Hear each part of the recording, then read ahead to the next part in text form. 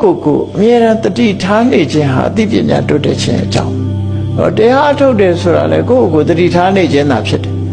ခုနကကိုယ်စိတ်ထဲမှာစိတ်တ ानु ပဒနာလို့ဆိုတဲ့ထဲမှာနော်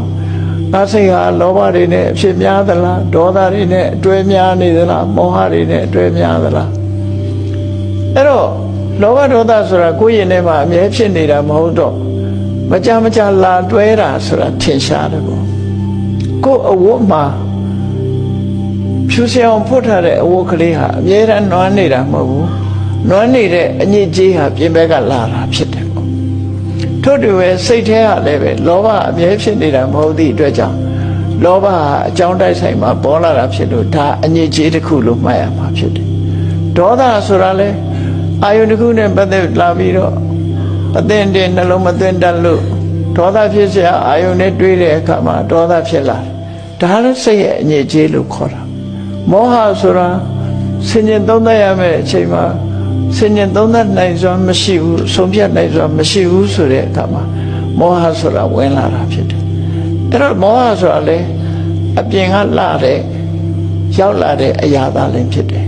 လူရဲ့ခန္ဓာကိုယ်မှာရောက်လာတဲ့အညစ်အကြေးတွေဟာပြင်ပကနေပြီးကိုယ်ကိုရောက်လာတာဒါဖြစ်တယ်ထို့တူပဲစိတ်ရဲ့အညစ်အကြေးတွေဟာလည်းပဲယမယံခပေါ်လာတာတွေဖြစ်လို့အဲ့ဒါတွေကိုရှင်းပြတာကမ္မထာတရားအထုတ်ခြင်းပဲဒီလိုဆိုတာနော်အဲ့တော့ကမ္မထာအထုတ်ခြင်းရဲ့အဓိပ္ပာယ်ကအဲ့ဒါမရှင်းမဲနဲ့ဒါတွေကိုပြန်ပြီးတော့လက်ရခေါ်နေတဲ့အကျင့်မျိုးတွေကလည်းရှိသေးတယ်လက်ရခေါ်ပြီးတော့ဘယ်နှစ်နာရီထိုင်နိုင်တယ်ငါလိုလူရှိသေးလားဆိုတာအဲ့ဒါမကောင်းတဲ့စိတ်တွေကိုပြန်ပြီးတော့ခေါ်သွင်းနေတာနဲ့တူတူပဲအဲ့ဒါကိုယ့်ရဲ့နှလုံးထဲမှာအဲ့တော့ကိုယ့်ကိုမာမနာတွေဖြစ်တယ်အဲ့ဒါလို့ဖြစ်လာလို့ရှိရင်ဒါတရားမဟုတ်တော့တရားရဲ့စัจ မဲ့အတ္တမတွေဝင်နေတာပဲဒီလိုပဲဖြစ်မှာအဲ့ဒါကြောင့်မို့တကယ်သူတော်စင်သူတော်မြတ်မှာစိတ်ရဲ့အညစ်အကြေးတွေဆိုတာကိုရှုစွာသိရအခုပြောခဲ့တဲ့လောဘဆိုတာစိတ်ရဲ့အညစ်အကြေးဒေါသဆိုတာစိတ်ရဲ့အညစ်အကြေးမောဟဆိုတာစိတ်ရဲ့အညစ်အကြေးအဲ့ဒီရဲ့စိတ်ရဲ့အညစ်အကြေးတွေကိုဖယ်ရှားနိုင်အောင်ကြိုးစားအထောက်အောင်အဲ့ဒီလိုစိတ်ရဲ့အညစ်အကြေးတွေကိုလုံးဝဖယ်ရှားလိုက်နိုင်ပြီဆိုလို့ရှိရင်ကိုယ်စိတ်လေးဟာဖြူစင်တန်ရှင်းနေတဲ့စိတ်ကလေးဖြစ်သွားတယ်